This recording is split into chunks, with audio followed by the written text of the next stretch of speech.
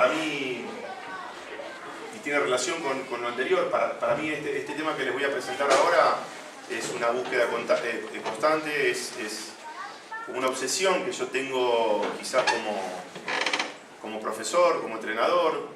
¿Cómo es tu nombre? Juan Carlos.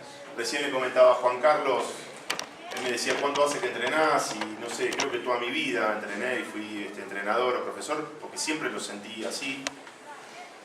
Me considero un bicho raro dentro del mundo del básquetbol, porque no soy un entrenador que haya tenido todo su trayecto en el mundo del básquetbol como entrenador. Paralelamente siempre tuve un espacio académico y en todo momento he intentado cruzar ese saber académico con el mundo del básquetbol. A veces es muy difícil, ¿no? A veces la academia genera un saber que no se articula con la realidad y es el entrenador el portador de ese saber que viene mucho de la práctica.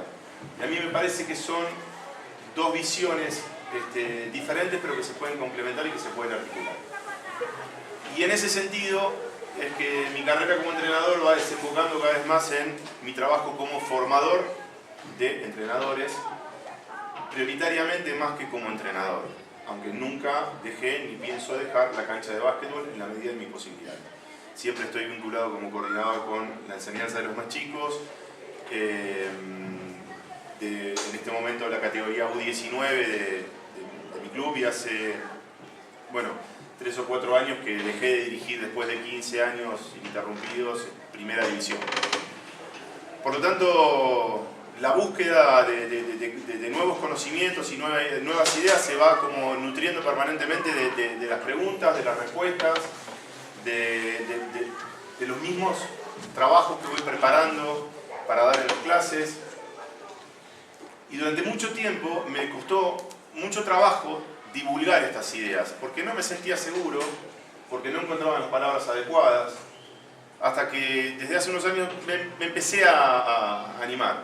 Y me di cuenta que en realidad nunca iba a cerrar este tema, porque toda la vida voy a seguir pensando y viendo cosas diferentes, porque inclusive la edad, el tiempo, la experiencia y todo lo demás va enriqueciendo y va modificando la visión de cómo entiendo la enseñanza o el mismo vínculo que se genera entre un profesor, entre el profesor y el alumno, o el entrenador y el jugador de básquetbol. Pero reitero, si bien esto lo podemos extender a otras áreas, a otros campos, contextualicen todo dentro de una cancha de básquetbol, ¿sí? Aunque por momentos parezca que no hablo específicamente de básquetbol. ¿Para qué hago esta charla? ¿Por qué considero interesante? Para que les sirva a ustedes como herramienta para revisar sus propias prácticas. Yo no creo en los manuales de procedimiento, no creo en eso. No creo. No creo que mi verdad sea la verdad de cada uno de ustedes. O sea, yo entiendo que mi verdad en todo caso pueden tomarla ustedes parcialmente y la tienen que adaptar y modificar. Hay que repensar esa idea al contexto en donde ustedes van a aplicarla. Entonces, ¿para qué yo les digo todas estas cosas? Para que analicen sus prácticas y vean de qué manera las pueden mejorar. Así que ese es por lo menos mi expectativa. La otra cuestión es que tomo algún tipo de definición que viene de otros campos, aunque no necesariamente lo pienso así. Van a ver cuando les marquen el PowerPoint la definición, van a ver que hay alguna parte de la definición que lo tomo de gente que viene de la pedagogía, gente que viene de la sociología, pero sin embargo no es una analogía lo que hago, no hago un recortar y pegar, es decir, trato de que medie toda una interpretación, o sea, por qué motivo yo tomo esa categoría que me permite describir y de alguna manera la aplico dentro del básquetbol. Yo les voy a poner la primera definición.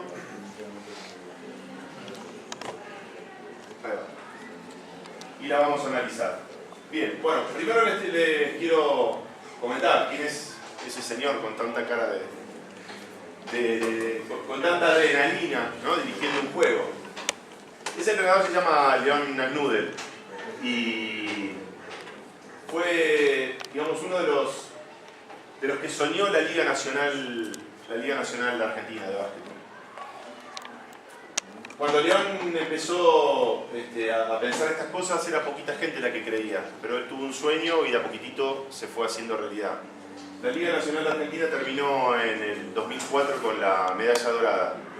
y cuando él comenzó ese sueño y pensó a la distancia, eran pocos los que creíamos que eso podía ser verdad. No teníamos jugadores en la NBA, no teníamos un nivel competitivo demasiado fuerte, aunque sí teníamos mucha historia y mucha cultura basquetbolística dentro de nuestro país, pero distintos avatares político-deportivos han generado algunos estancamientos en la evolución del juego. Bien, tomo esta definición de enseñanza, que en realidad es un juego reflexivo mío, o sea, no es una definición única, simplemente me parece que es la que a mí me permite pensar la enseñanza mejor. Es una actividad, un hacer, una práctica en la que al menos debe haber dos personas, un otro. Una de las cuales posee un conocimiento o una habilidad que la otra intenta transmitir. Pero también un proceso de transmisión cultural que se da en un campo lleno de tensiones políticas en la búsqueda de la construcción y hegemonía del saber. Y ahí abajo, de cada autor, tomé algo. Gibbs y Palamides vienen de la pedagogía, igual que Festernacci y Stenhouse. Y bueno, tomé parte de sus ideas para aplicarla en esta definición, y Bourdieu, que viene del campo de la sociología. A ver, es una actividad, un hacer, una práctica en la que al menos debe haber dos personas, un otro. Cuando digo un otro, digo la cultura, o pienso en la cultura. Uno puede aprender, inclusive sin el profesor.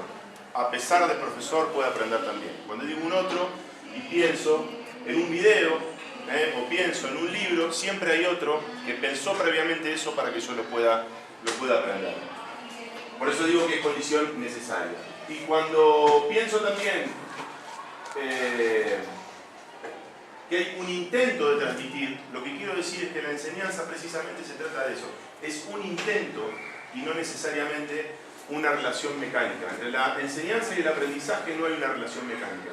Y esto, que es una cuestión meramente teórica, si tuviese la cancha de básquetbol acá atrás lo podría demostrar inmediatamente. Muchas veces creemos que enseñamos, creemos que el otro aprendió porque nosotros planteamos algo dentro del campo de juego, ¿no? Entonces, creemos que porque enseñamos una bandeja, porque enseñamos un movimiento táctico, creemos que el otro lo está aprendiendo. Y el otro lo aprende cuando puede, el otro lo aprende cuando quiere, el otro lo aprende cuando es significativo, pero no necesariamente cuando uno lo está enseñando. En realidad, lo que nosotros podemos planificar es la enseñanza, pero no podemos planificar el aprendizaje. Y eso es algo que hay que tener en cuenta, porque aunque parezca una obviedad, yo desde hace unos años vengo trabajando en un programa de investigación de enseñanza de los deportes, y el 70%, 80% de la bibliografía no habla de enseñanza, habla de aprendizaje. Y yo no sé hasta qué punto se puede programar el aprendizaje. No sé hasta qué punto. Entonces, esto es simplemente como un llamado de atención, como una reflexión. Creo que sí podemos programar la enseñanza, pero no necesariamente sabemos en qué momento la otra persona va a aprender. Lo que sí es seguro es que cuando hay enseñanza, cuando hay buena enseñanza, es muy probable que el otro aprenda. También eso es cierto, pero no hay una relación causal. Enseñar no implica aprender. La otra cuestión tiene que ver con esto de las tensiones. ¿Qué significa un proceso de transmisión cultural? Significa que lo que nosotros enseñamos se supone que es valioso para nuestra sociedad, es valioso para el medio, es valioso para el mundo del básquet. ¿Y qué significa que esté en un campo lleno de tensiones políticas? No digo político-partidarias, político en el sentido más amplio. Cuando nos preparamos como profesores, nosotros solamente pensamos en los términos del contenido. Nos importan los fundamentos, nos importa la técnica, la táctica, y nos olvidamos que cuando uno enseña, siempre hay conflicto. O sea, creemos a veces que es una cuestión que solamente me pasa a mí, que es una cuestión de que soy inexperto, que tiene que ver o que tiene relación con una cosa extraordinaria, pero en realidad la idea del campo, a ver, la podemos asociar como si fuese un campo de juego que tiene jugadores, que tiene intérpretes, que tiene participantes, en donde hay tensiones permanentemente entre el saber del profesor y el jugador que no confía, entre los propios jugadores. ¿Sí? Entonces, cuando uno enseña en ese marco. No está enseñando en un lugar donde todo es maravilloso, todos nos queremos, todos tenemos el mismo sueño, todos nos esforzamos igual. No, siempre hay una discusión con un dirigente, siempre hay una discusión con un jugador, siempre hay celos entre los jugadores. Hay una lucha, y eso lo tomo de Bourdieu, por un capital simbólico que muchas veces tiene que ver con eso, por el prestigio. Por ejemplo, ganar campeonatos genera prestigio. ¿Sí? Y eso es una lucha por el capital simbólico. Hay en ese sentido, incluso dentro de la definición de enseñanza, la cuestión de la tensión política. Bien, vamos a pasar a la segunda. Perfecto. Bueno, acá sigo más o menos en la misma temática, que, digamos, entendiendo la definición de deporte, si me quieren interrumpir, yo soy de hablar bastante, así que si alguno quiere levantar la mano y quiere que refuerce algo, simplemente acotar y decir algo, por favor. Los deportes son configuraciones de movimiento, es decir, formas de organizar el movimiento humano propias de una sociedad o de una cultura. Configurar significa dar forma, y las distintas culturas dan determinadas formas al movimiento humano y las valoran y significan de determinadas maneras. Es decir, hay dos características principales del deporte, que supone una competencia y que tiene reglas institucionalizadas, reglas fijas. Ahora, ¿por qué motivo traigo esto? Porque hay que entender el deporte como un emergente social también, como un emergente de lo que es nuestra sociedad. Y si quieren un ejemplo claro, el básquetbol. Si hay un deporte que se parece a la forma de vida moderna, es el básquetbol. Hoy hablaban de la regla de 24 segundos. No es casualidad. No es casualidad que del tiempo no cronometrado y de la posesión eterna se pase a una posesión cada vez más corta. O sea, no tiene bastante que ver un poco con la forma en que vivimos nosotros, ¿sabes? Cómo se vive en Bogotá, cómo se vive en Buenos Aires, cómo se vive, o sea, ese vértigo también lo expresa el deporte. Digo, el equipo... Me voy a adelantar y voy a contar algo que por ahí lo tenía para más adelante. Pero el equipo de básquetbol de 1950, campeón del mundo de Argentina, que es el primer torneo que se hace, el primer campeonato del mundo después de la Guerra Mundial, que se hace en el marco y en el contexto de un gobierno popular como era el gobierno de Perón, que necesitaba de triunfos de equipo, se organiza un muy buen trabajo con un profesor, que es el profesor Canavesi. Bueno, termina todo con una final para nosotros histórica, que se le gana a Estados Unidos y se marca un hito en la historia del deporte del equipo argentino, sobre todo en básquetbol, que hasta ese momento no tenía mucha tradición. Ese equipo jugaba a otro deporte, porque aparte las reglas eran distintas, porque si no la sociedad era distinta.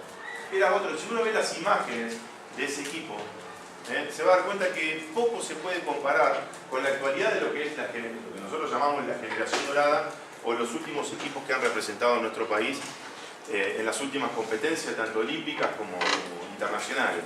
Bueno, eso es un emergente también de, o sea, el deporte como una expresión de lo que es la sociedad.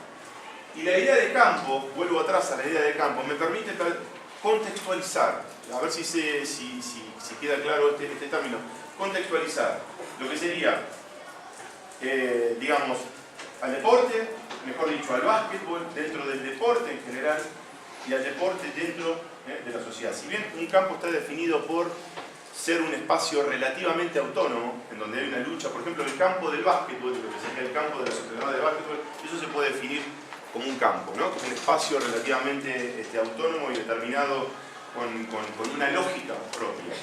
Pero al mismo tiempo todo ese campo está atravesado por otros campos, como puede ser el campo social, como puede ser la realidad misma, como es el entretejido social. Porque no es lo mismo enseñar básquetbol en una escuela carenciada, en una escuela pública, que en una escuela privada.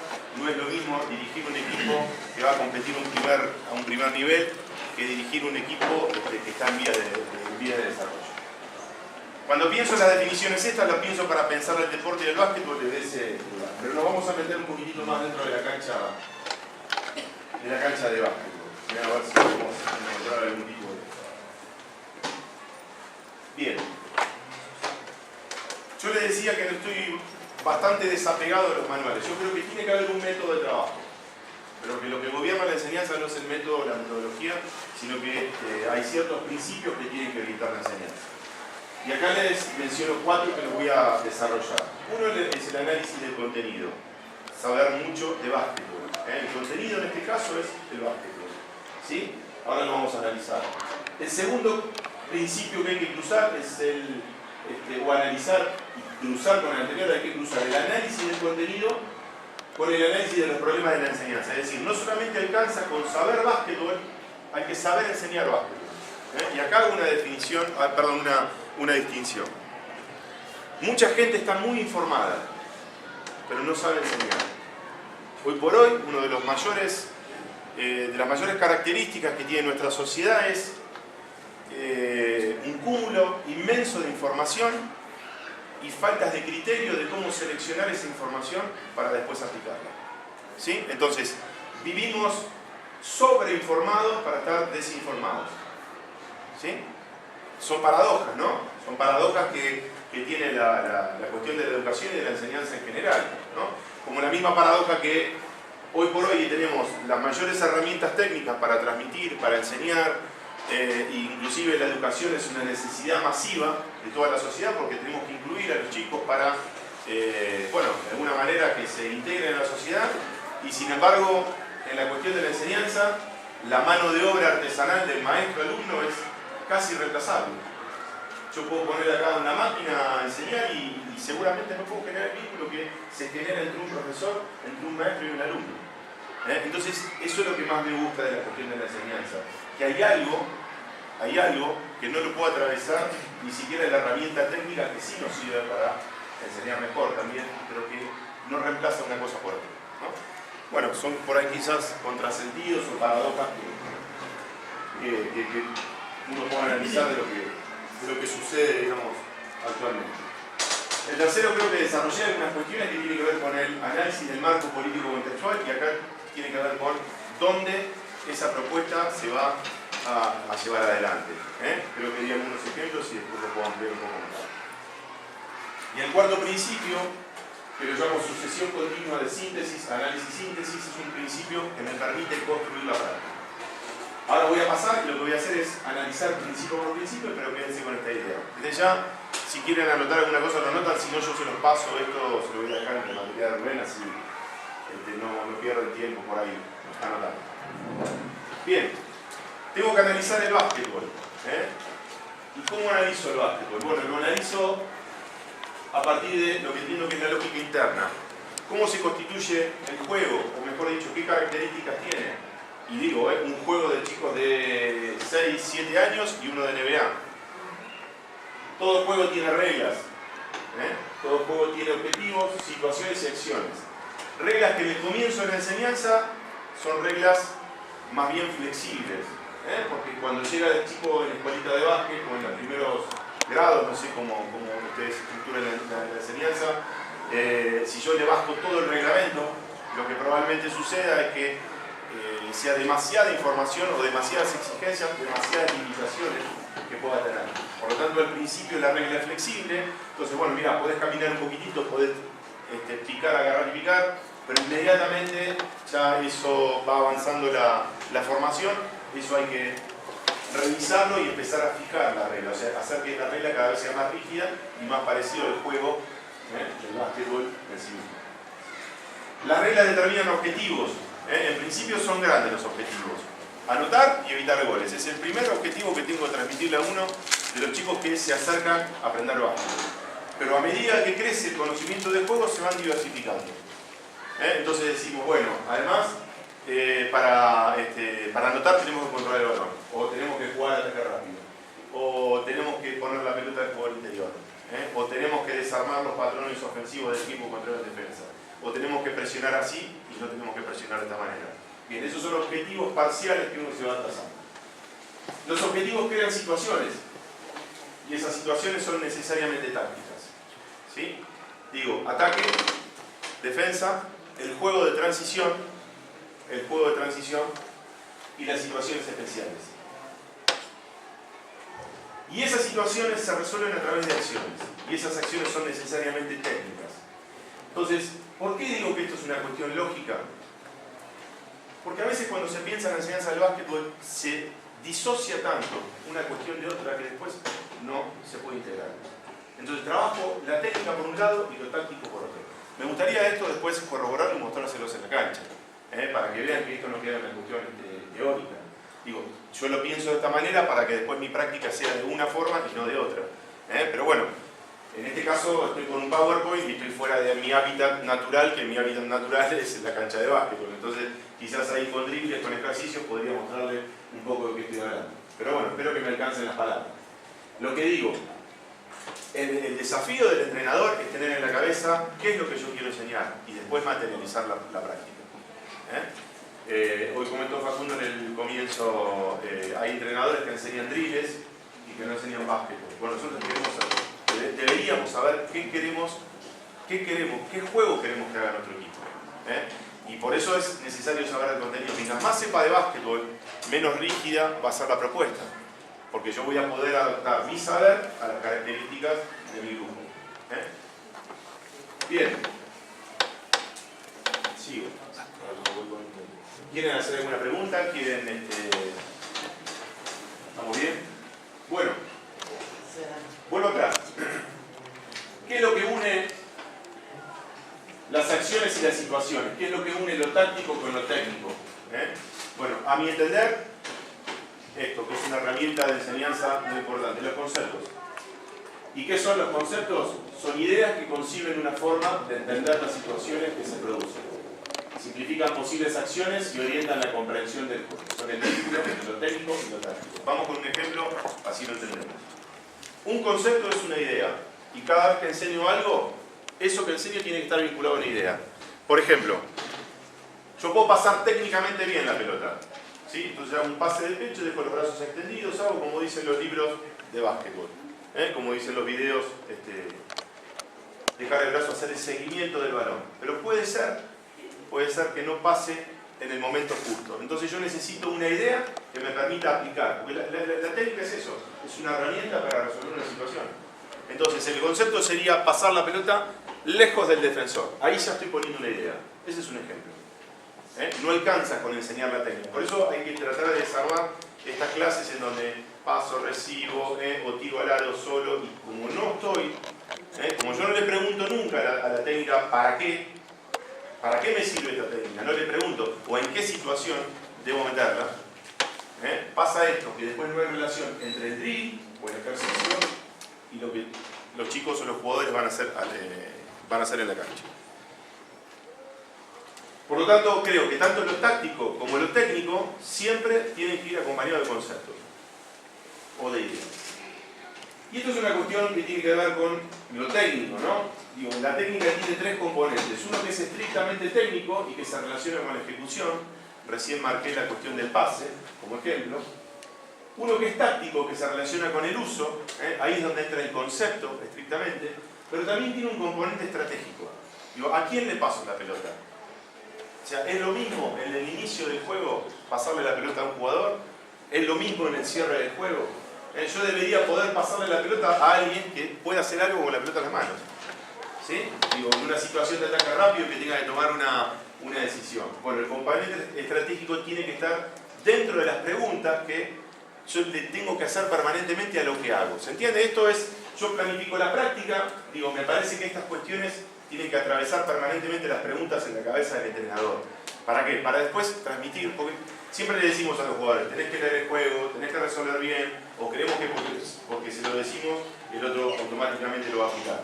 Y en realidad, si cuando le enseñamos no le damos el porqué de cada cosa, bueno, se hace más que dificultoso. Bien, segundo principio. El anterior era el análisis del contenido. Ahí analizamos por lo menos lo que es la lógica interna del básquet. Problemas de la enseñanza. Bien, primero, la enseñanza siempre se remite a un modelo ideal. Instalar conceptos. Reitero, son ideas sueltas, que les falta sistematización probablemente. Pero a mí me ha ayudado muchísimo a pensar la práctica. La enseñanza no es, mejor dicho, el modelo no es ni Ginóbili ni Michael Jordan. Es mejor todavía. No sé si se entiende la idea. O sea, la enseñanza nunca se termina. ¿Se entiende? O sea, uno debería... tiene que ver sí. No. Yo creo que hay un modelo ideal de lanzamiento y creo que se va perfeccionando. ya vamos a hablar del tema de los fundamentos, que no es lo mismo hace 20 años atrás que ahora, porque las reglas, cuando se modifican todo el juego, eso es la lógica interna. Pero la cuestión de remitirse a un modelo ideal significa que siempre se puede mejorar. Y de hecho, esos jugadores son ejemplos de que todo el tiempo van mejorando. Siempre un aspecto del juego puede mejorar. Eso es remitirse a un modelo. O sea, no dejar de aprender o no dejar de querer aprender y mejorar nunca. Y la segunda cuestión de instalar conceptos tiene que ver con las expectativas del entrenador. Yo, si con alguna idea me peleo, es contra el criterio biológico de la enseñanza, ¿no? ¿Qué significa esto? Significa que estamos llenos de manuales que nos dicen a los 8 años hay que hacer esto, a los 10 años hay que hacer tal cosa, a los 12 hay que hacer tal cosa, y como yo creo en otra cosa, porque a mí la experiencia y la práctica me desbordó, porque en algún momento lo hice de esa manera y la práctica me demostró de que estaba equivocado, por lo menos que esas teorías eran simples teorías y que no eran la verdad. A mí me hacía mucho ruido. Me generaba mucha angustia, inclusive pensar que por ahí era yo el que estaba equivocado. Y en realidad creo que la enseñanza se piensa en función de lo que se sabe y de lo que no se sabe. Y puede haber cualquier jugador a cualquier nivel que haya algo que no sepa. Porque no necesariamente las cosas se aprenden a una edad y después se dejan. Si el jugador tiene deseo de aprender, puede aprender mucho. Pero está claro que si uno empieza a practicar más de joven, tiene más chances de especializarse más. Esas cosas no las discuto. Pero también cuestiono estos criterios biológicos. Y la idea de instalar conceptos tiene que ver con que muchas veces cargamos de expectativas y pensamos que enseñamos algo y que eso tiene que pasar. Y díganme quién no se encuentra en un banco de suplentes gritándole a los jugadores, pero eso es lo que hicimos en la semana, ¿no? Pero ¿cómo te dije que iba a hacerlo? ¿Pero cómo lo entrenamos?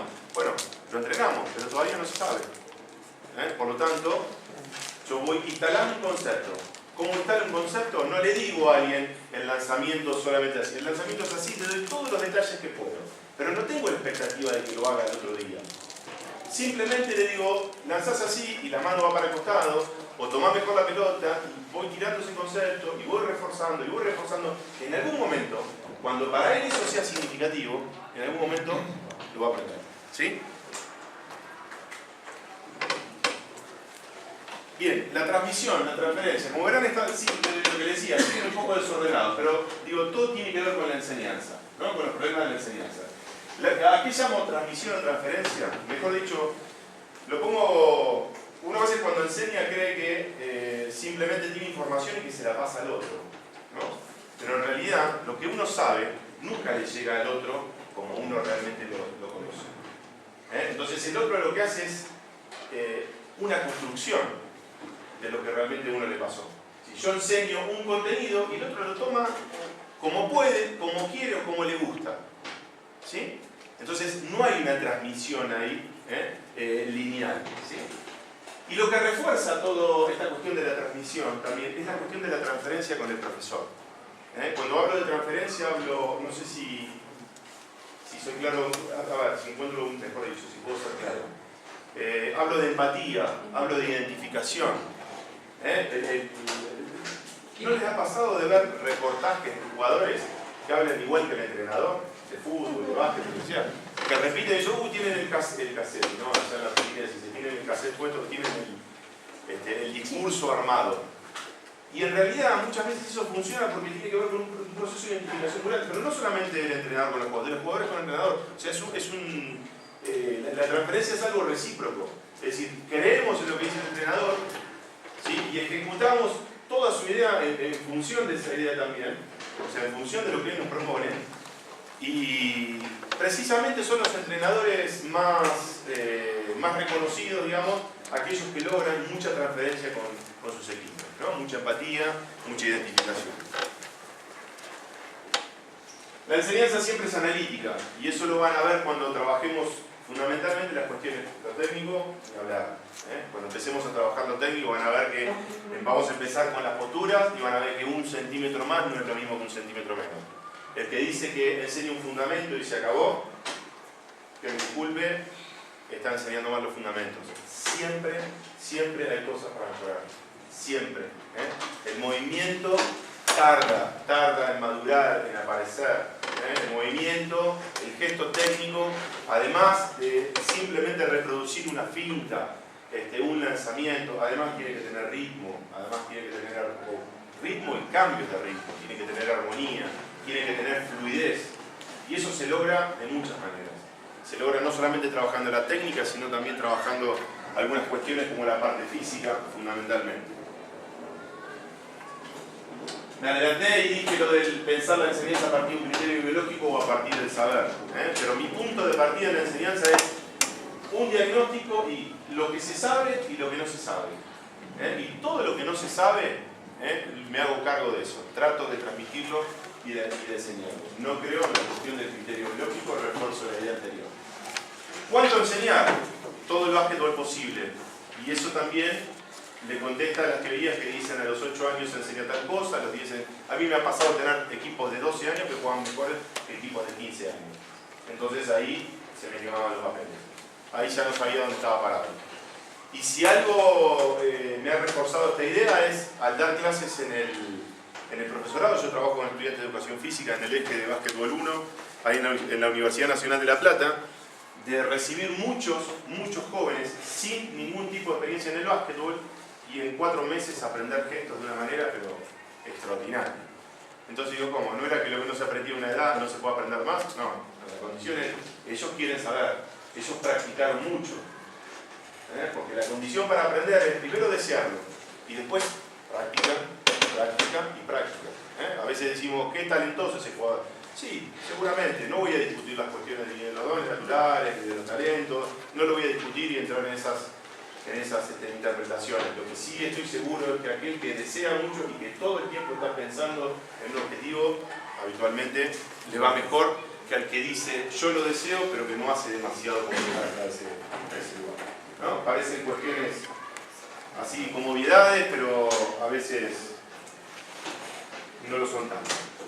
Homogeneidad, heterogeneidad, la inexistencia de un método universal de enseñanza. Me vuelvo a pelear con los manuales de procedimiento. Las teorías, muchas veces del aprendizaje, dicen los niños, los alumnos, entonces generalizan, universalizan. Hay un solo niño, ¿no? Los niños de 10 años son así, los de 11 años son así. Evidentemente hay cuestiones comunes y hay cosas recurrentes, no lo voy a negar. Pero en realidad no hay un niño, hay muchísimos. Está aquel que viene porque lo obliga a la madre a hacer básquetbol, está aquel que está todo el día trepado arriba de los árboles y corriendo por todos lados, está aquel que tiene muchas ganas, está aquel que no desea nada, quiere estar con la PlayStation, nada más. Entonces que me vengan a hablar de un solo niño, realmente me genera una confusión muy grande, porque después cuando tengo que entrar a hacer la propuesta, me doy cuenta que me las arreglo como puedo, porque no es como dice la teoría. ¿Sí?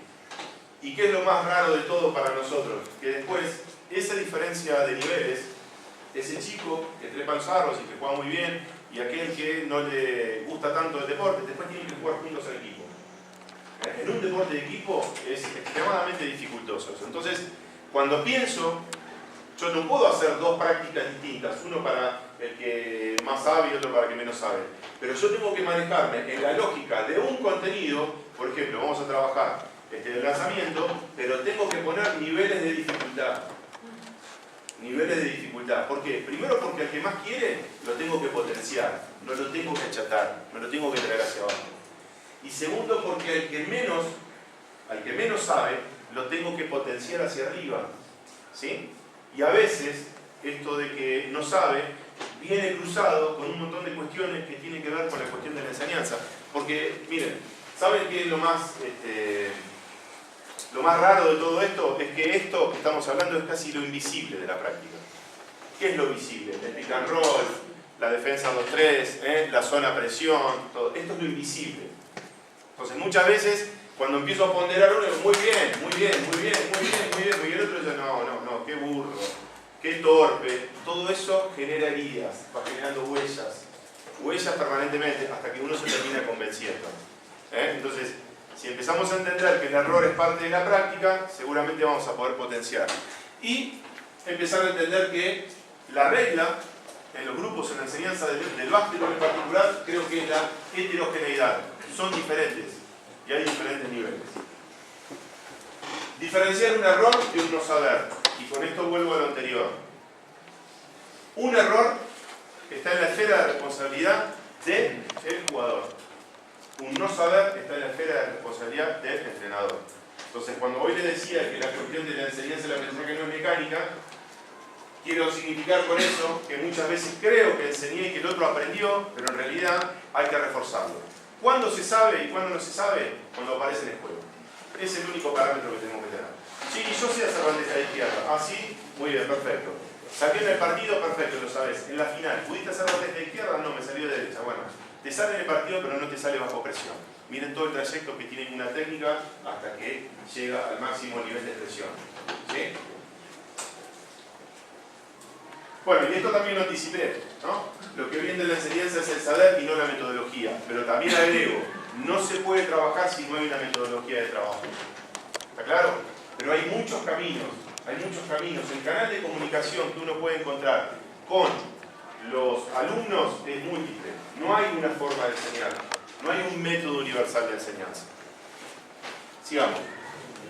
¿Alguna pregunta? ¿Algo que quieran acotar? Yo les dije que hablaba mucho y que no paraba, así que no les mentí, ¿eh? Hay dos o tres que en cualquier momento me empiezo a saltar porque hay dos o tres que se están durmiendo por ahí. Por favor, necesito que interrumpan. Uno que me pelee, aunque sea, que me diga todo mentira.